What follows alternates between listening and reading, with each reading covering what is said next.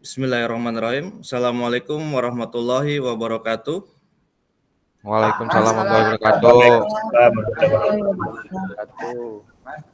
Selamat pagi anak-anak. Apa kabar hari ini? Gimana kabarnya? Alhamdulillah. Baik, Bapak. Baik, Pak. Baik. Alhamdulillah ya, hari ini kita masih diberikan nikmat sehat dan kebaikan di pagi hari ini. Nah, untuk pembelajaran hari ini, ya kenapa tanda tanya anak-anak? Ada yang tahu kira-kira kita hari ini belajar apa? Nah, nanti kita simak terlebih dahulu pembelajaran hari ini.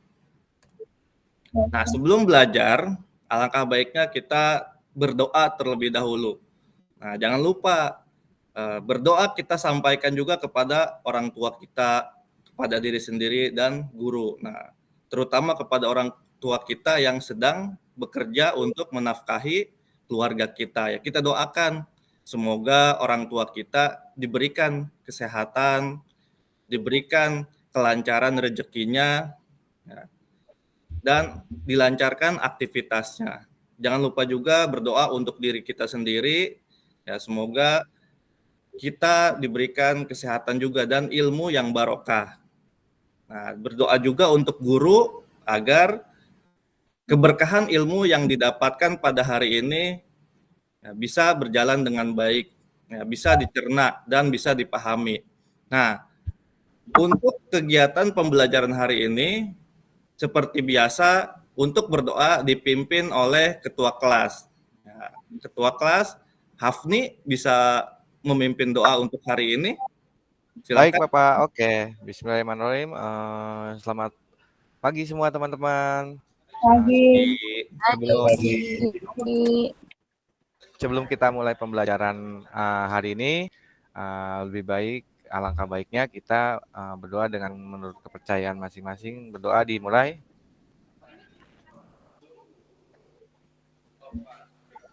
Berdoa selesai. Ya, terima kasih Hafni yang sudah memimpin doa di pagi hari ini. Ya, semoga doa yang tadi sudah kita panjatkan bisa dikabulkan oleh Allah Subhanahu wa taala. Amin amin ya robbal alamin. Amin, Bapak. Amin. Nah, untuk kegiatan selanjutnya jangan lupa kita mengisi absensi. Silakan adik-adik semuanya untuk scan barcode menggunakan gadgetnya masing-masing. Silahkan untuk scan barcode-nya. Izin dan Bapak. untuk memulai absensinya. Maaf Pak. Pak Ya. Ahmad belum masuk Bapak. Nah, Oh iya, silakan di izin absen yang ada dulu. Oke, baik. Terima kasih Bapak. Siap. Ya. Sudah Bapak. Sudah di sini. Yang Absen, sudah Bapak. siapa di Google? Saya sudah Bapak. Oh ya. Sudah. Di sini Saya sudah, Pak. kita lihat ya bareng-bareng siapa yang sudah mengisi absen.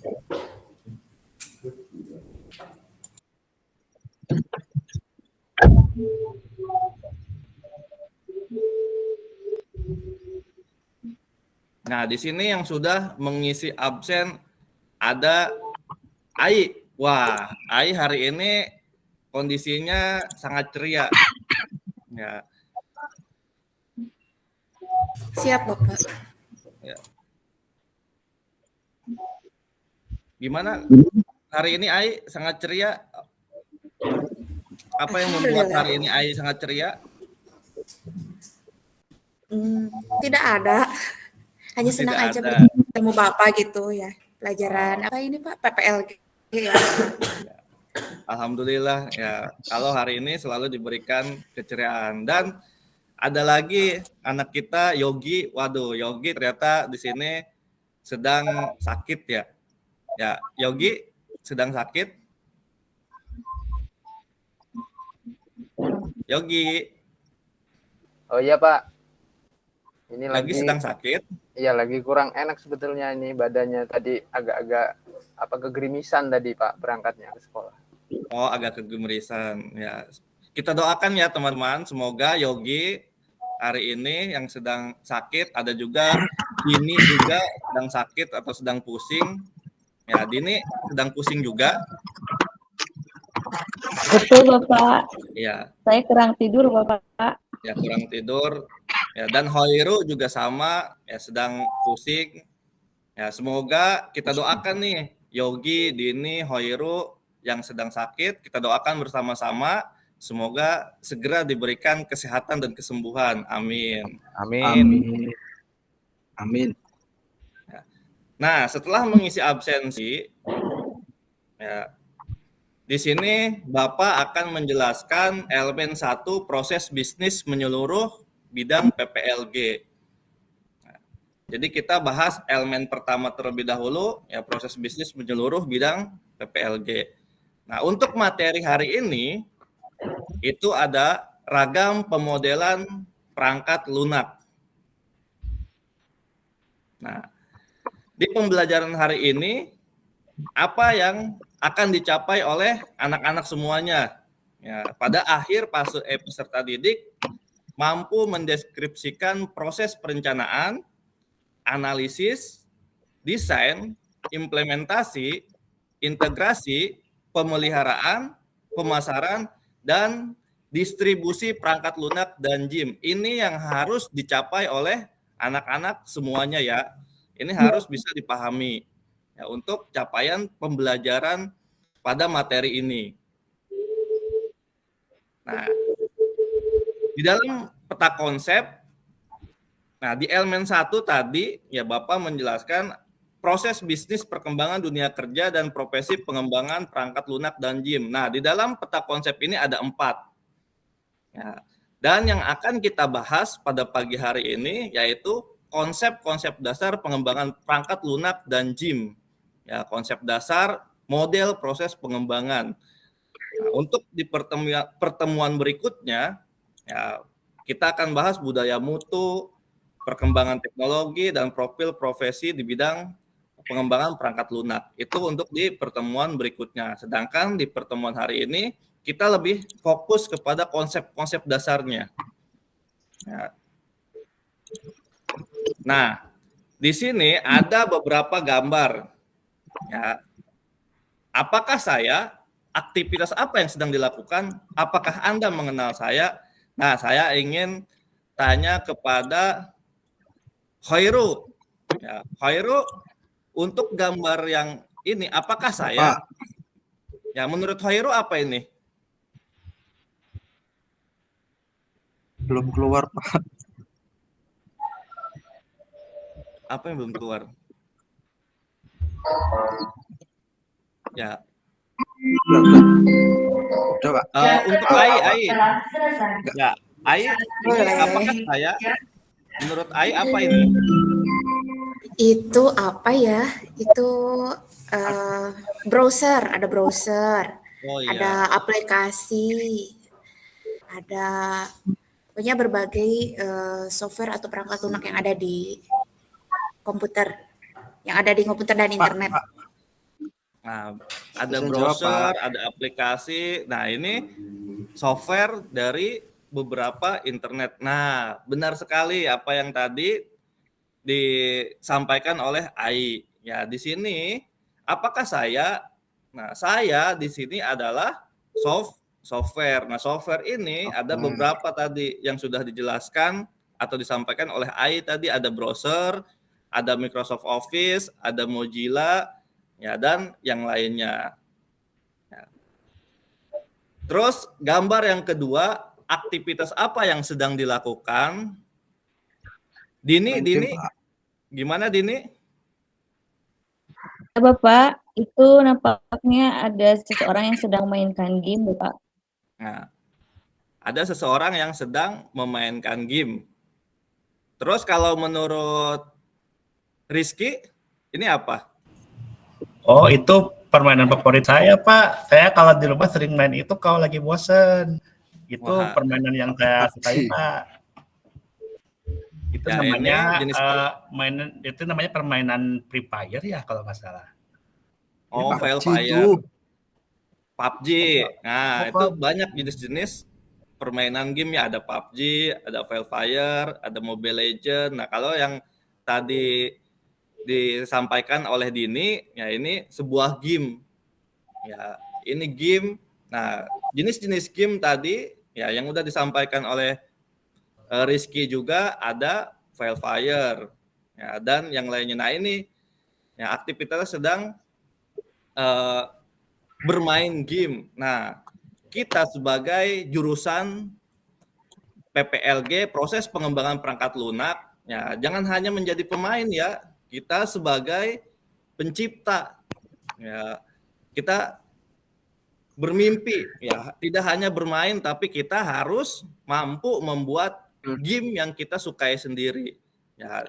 Nah untuk gambar yang terakhir, apakah Anda mengenal saya? Nah di sini ada karakter-karakter gamenya, ada Super Mario ya. Siapakah saya? Ada yang mengenal? Ayo siapa saya dari gambar ini? Siapa ya? Hairo? Ya, siapa Hairo? Tidak tahu, Pak. Tidak Penciptanya. tahu. Nah, Rizky tadi hafal tentang game-game ya. Tadi Fire. Nah, Rizky kenal tidak dengan gambar tokoh ini? Oh, itu CEO Nintendo ya kalau nggak salah, tapi saya lupa lagi Pak ya, siapa namanya. Tanya itu yang di belakang itu kan permainan Nintendo semua Pak. Ada Donkey Kong, ada Peter Pan, sama apa tuh yang palu-palu itu yang ke anak kecil itu dulu. Ya. Wah benar nih, ini memang tokoh dari Nintendo. Nah untuk namanya sendiri ya Rizky ya, nah ini udah benar nih, ya jenis-jenis karakter atau permainannya Nintendo. Namun kita juga harus kenal siapa yang menciptakannya. Nah ini yang menciptakan permainan-permainan Mario Teguh di Nintendo, yaitu dia Shigeru Miyamoto. Ya itu Shigeru Miyamoto, nanti bisa di searching sendiri atau dicari sendiri di web browser. Nah, namanya Shigeru Miyamoto. Dia lahir di tanggal 16 November 1957. Nah, dia CEO di Super Mario Bros. Nah, dia CEO-nya. Baik Pak. Nah, ini Bapak akan menampilkan YouTube atau sebuah gambar video inspiratif yang nantinya sebelum pembelajaran bisa memotivasi adik-adik semua. Nah, tolong disimak baik-baik ya, dan nanti saya minta tolong ada yang menyampaikan isi dari video inspiratif ini.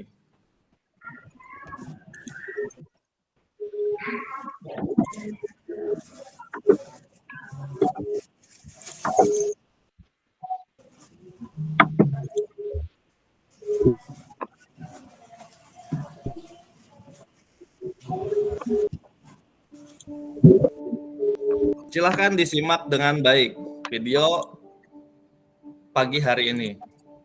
Saya tidak pernah tidak bekerja.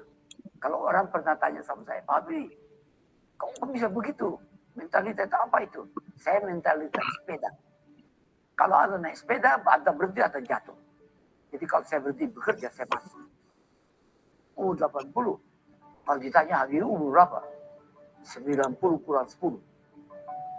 Tapi jiwanya 17 tahun.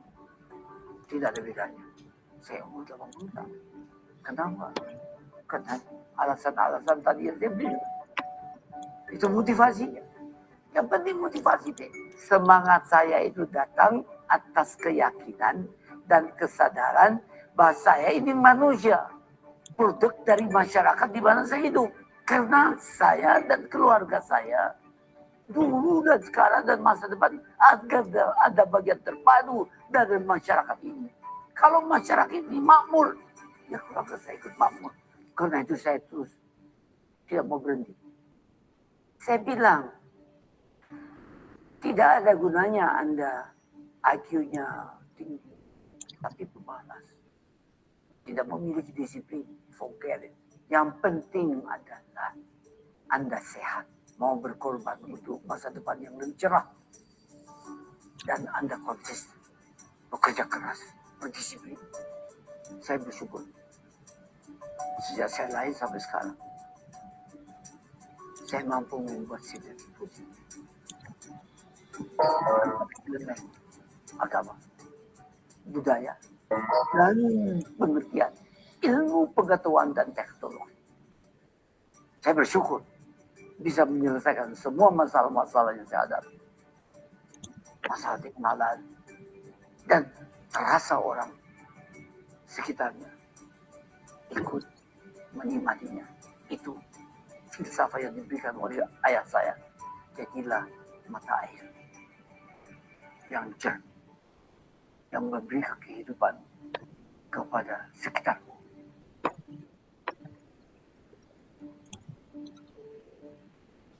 Nah, sudah disimak videonya? Nah, saya ingin tanya Bapak, Oci, Rosiani, Oci, kenal nggak Bapak tadi siapa? Ya, tahu Pak. Siapa? Kalau kenal enggak. Itu Bapak Presiden kayaknya. Oh, jangan Ya. kayaknya, harus yakin. Siapa? Iya, ya itu Pak Presiden kita. Namanya? Namanya Pak B.J. Habibie kalau ya. Ya, benar tuh, Pak. Wah, iya benar sekali. Ya, nama beliau adalah Baharudin Yusuf Habibie. Ya, beliau adalah dikenal dengan Bapak siapa? Bapak? Teknologi. teknologi. Ya, Bapak Teknologi.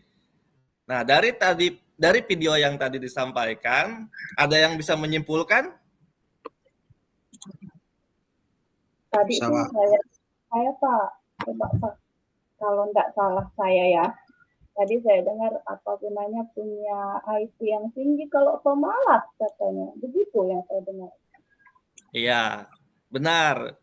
Ya, benar ya apa yang disampaikan Oci ya. Percuma punya IQ yang tinggi tapi pemalas, forget it. Nah, ada lagi tadi Hoiru ingin Pak. disampaikan apa Hoiru? Harus tetap sehat. Nah, tentunya Meskipun kita kaya gak sehat itu. Nah, Pak. tentunya kita harus sehat. Ya, ternyata di sini menyimak ya dari video yang tadi ditampilkan. Nah, sekarang sebelum belajar kita pretest terlebih dahulu. Silakan untuk scan barcode-nya atau masuk ke game kodenya.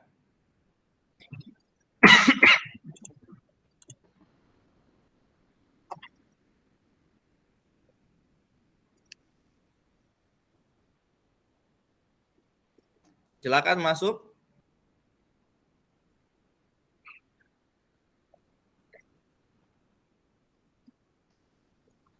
Ya, AI sudah tampil.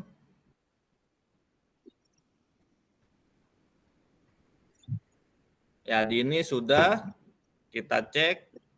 Bentar Pak, proses. Nah,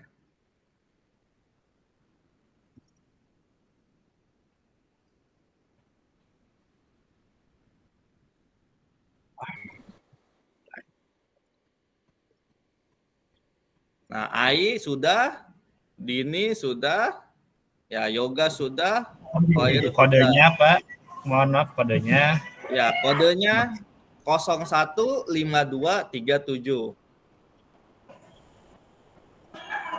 Ya, Oci sudah.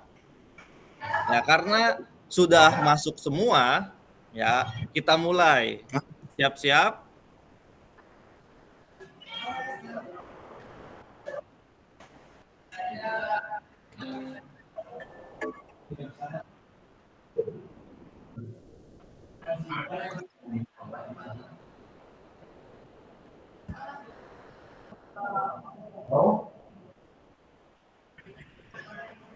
Ya, Rizky memimpin di peringkat pertama disusul oleh Ai. Wah, cukup bagus ini Rizky.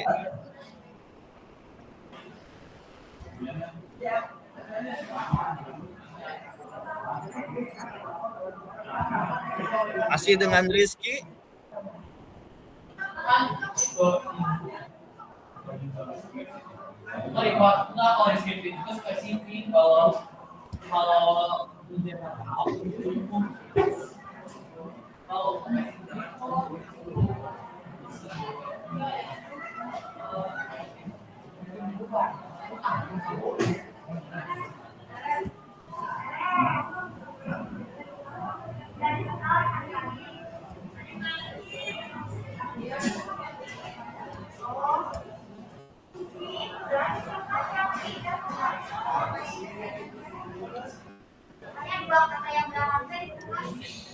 di peringkat 1, wah disusul oleh Khairu.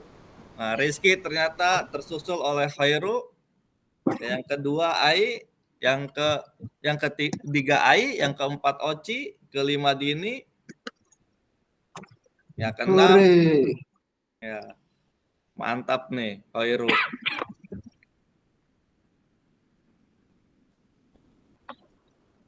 Ayo semangat untuk Dini dan Yoga, semangat.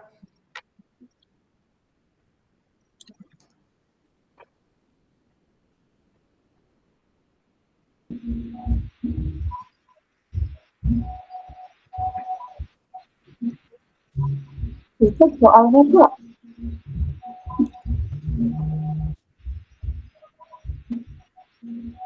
Kita lihat peringkatnya. Wah, peringkat pertama ya dicapai oleh Khairu. Kedua Rizky, ketiga Ai. Ya tepuk tangan untuk ketiga juara ini.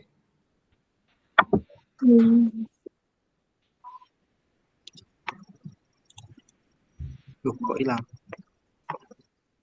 Nah, kita masuk sekarang ke materi. Setelah tadi melihat video motivasi, kita berdoa, terus kita memulai dengan pemahaman kuis. Nah, sekarang kita masuk ke pemateri. Ya, tolong disimak baik-baik ya, Nak. Iya. Nah, ini ya tadi Baik, Pak. ya, tadi kita sudah melihat tokoh pembuat game, ya, terus jenis-jenis game, ya, dan software atau perangkat lunak. Nah, di sini tahap-tahapan dalam pembuatan proses game ya, atau software yang lainnya yang perlu diperhatikan. Di sini ada 8 stage. Ya. Yang pertama, dalam membuat software itu harus perhatikan perencanaannya. Ya, jadi harus diperhatikan perencanaannya. Ya, kenapa kita harus merencanakan? Ada yang bisa menjawab kenapa kita harus merencanakan?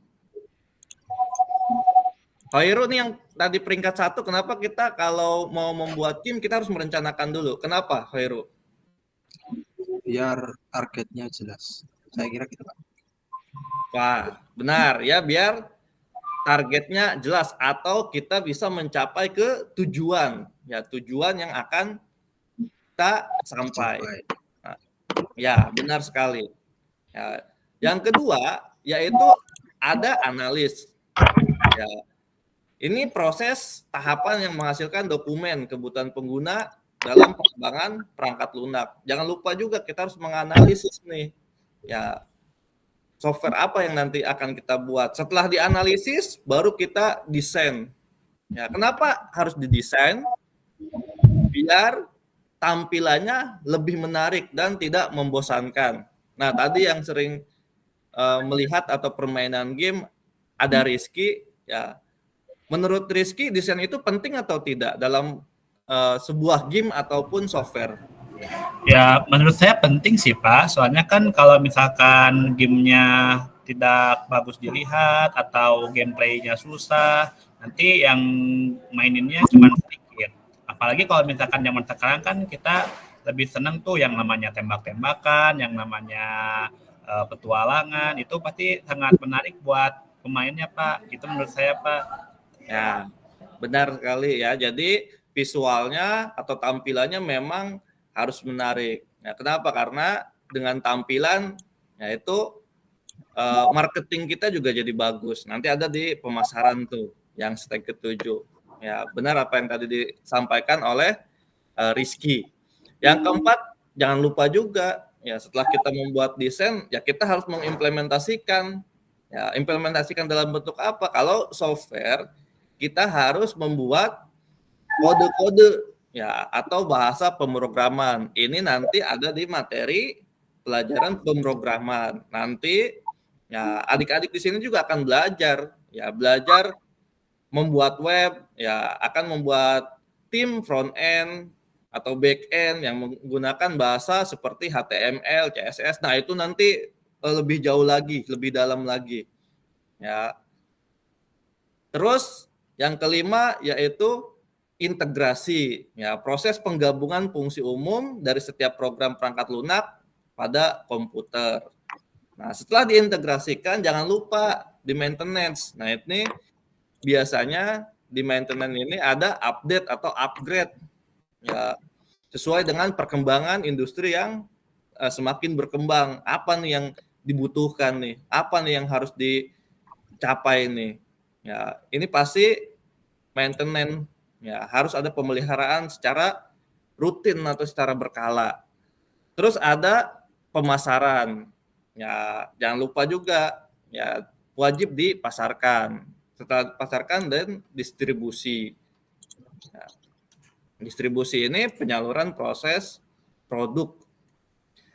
Nah, untuk membuat desain ada model-model, ada model waterfall, ada model prototype, ya dan yang lainnya. Nah, untuk model waterfall sendiri ada analisis sama seperti tadi perencanaan, ya desain. Nah, ini sama, ada analisis, ada desain, ada implementasi, testing, development, maintenance. Nah, untuk kelebihan sendiri di model waterfall ini kelebihannya mudah dimengerti, ya mudah untuk di-manage, ya karena setiap fase memiliki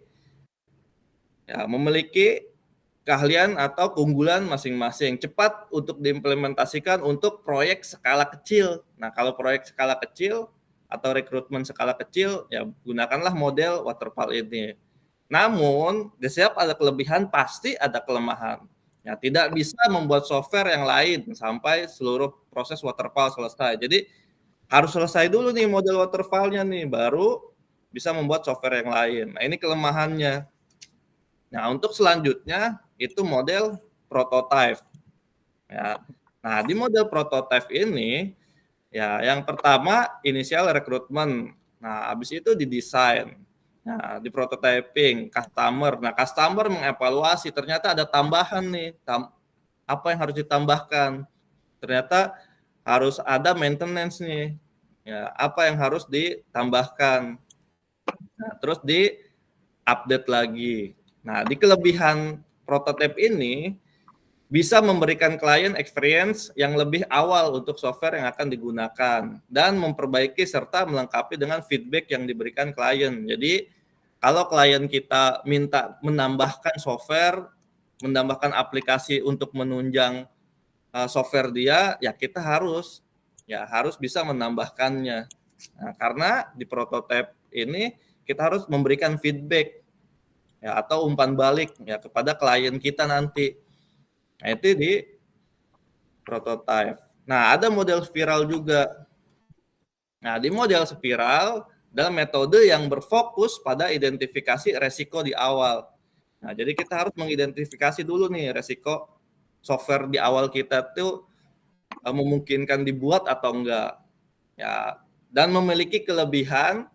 Ya, di sini kelebihannya metode ini efektif untuk skala yang besar. Ya, proyek yang sangat krusial. Nah, ini biasanya tender-tender nih, proyek gede nih, pasti cuannya atau uangnya juga pasti besar nih. Nah, tapi resikonya juga memiliki besar karena ya tadi ya program yang besar pasti memiliki resiko yang besar dan hasilnya yang didapat juga besar.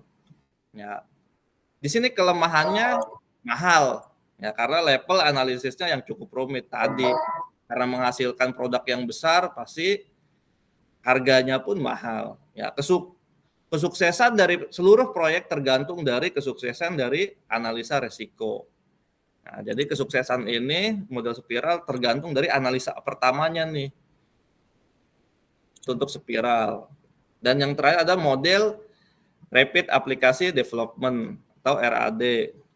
Ya, di sini proses atau tahapan yang berada di dalam metode RAD ya ada 4 ya sama, ada perencanaan, desain sistem, proses pengembangan dan pengumpulan feedback, implementasi atau produk. Nah, di sini memiliki kelebihan. Nah, untuk RAD sendiri kelebihannya memperkecil kemungkinan kesalahan yang error. Ya, penyesuaian kebutuhan dan keinginan user menjadi lebih mudah. Nah, sedangkan kekurangannya di sini harus memiliki atau memerlukan kolaborasi tim yang kuat dan membadai. Jadi kalau di RAD ini kita harus memiliki tim yang solid. Ya, kalau tim yang nggak solid, ya nggak bakal selesai aplikasi kita. Ya, terus memerlukan komitmen yang kuat. Ya, tadi selain tim yang solid, komitmen ataupun tanggung jawab juga yang kuat, karena di setiap pekerjaan pasti kita memiliki tanggung jawab dan komitmen.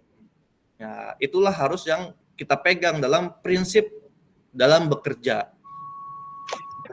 Nah, setelah tadi disampaikan, ada yang ingin ditanyakan dari model-model tadi? Ada model waterfall, ada model prototype, ada model RAD. Ada yang ingin ditanyakan? Anak-anak semuanya, ada yang ditanyakan? Apakah sudah cukup jelas apa yang Bapak sampaikan? Kalau maaf Pak, kalau RAD sama waterfall lebih bagus yang mana tuh Pak? Kalau untuk mendevelop bikin software gitu, aplikasi. Tergantung kebutuhan. Nah, kalau tadi ya, kalau RAD itu ya, kalau kebutuhan untuk skala besar itu gunakan RAD. Kalau untuk kebutuhan skala kecil itu waterfall. Contoh misalkan kalau untuk skala kecil waterfall pembuatan kartu pelajar, ya kartu pelajar berbasis absen misalkan. Jadi kita ngabsen dengan tab kartu pelajar, itu skala kecil. Tapi kalau skala besar itu bisa proyek-proyek yang berhubungan dengan instansi pemerintah seperti rumah sakit, ya, ataupun yang lainnya. Ya, proyek skala besar. Kalau tadi kartu pelajar itu hanya sebatas proyek kecil kartu pelajarnya, nah kalau skala besarnya atau RAD-nya itu sekolahnya. Nah, jadi begitu. Bisa Terima dipahami? kasih, Bapak. Paham Bapak. Terima kasih Bapak. Ada lagi yang kurang jelas? Bapak maaf, ini waktunya semenit lagi. Oh ya. Nah ini nanti yang akan adik-adik kerjakan LKPD Project Kelompok. Nah saya bagi kelompoknya. Untuk kelompok 1 UMKM Perumahan, ketuanya Hafni, anggotanya Asep. Kelompok 2 Perpustakaan, ketuanya Yoga, anggotanya Heru. Kelompok 3 Kartu Pelajar, ketuanya Ai, anggotanya Rosyani. Kelompok 4 Klinik, ketuanya Rizky, anggotanya Dinianti. Ya ini nanti untuk pembagian kelompoknya. Terus apa yang dinilai oleh Bapak? Ada tadi perencanaan, analisis, desain, implementasi, integrasi, pemeliharaan, pemasaran, distribusi. Nah ini yang akan dinilai oleh Bapak. Nah, jadi kamu harus buat ya, item-item yang ada di sini. Nah, tentukan juga model yang digunakan. Tadi ada model prototype, ada model RAD, ada model waterfall. Nah, itu gunakan mana yang akan digunakan. Nah, setelah itu buat hasil diskusi dalam bentuk PPT atau sejenis yang lainnya, boleh dari Canva atau yang lainnya. Dan wajib nih dipresentasikan di depan kelas. Nah, ini ya, karena pembelajaran ini sudah mau berakhir, ya silakan adik-adik semua untuk mengisi refleksi pembelajaran hari ini. Silahkan untuk di-scan barcode-nya. Oke Bapak, sudah.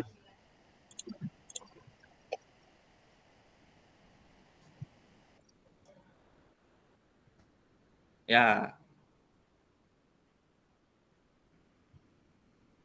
Nah, sudah terisi. Ya, terima kasih untuk yang sudah mengisi. Nah, ini sebagai bahan ya, bahan Bapak untuk mengevaluasi Bapak ataupun mengevaluasi anak-anak semuanya. Ya. Untuk pembelajaran hari ini ya Bapak cukupkan. Ya.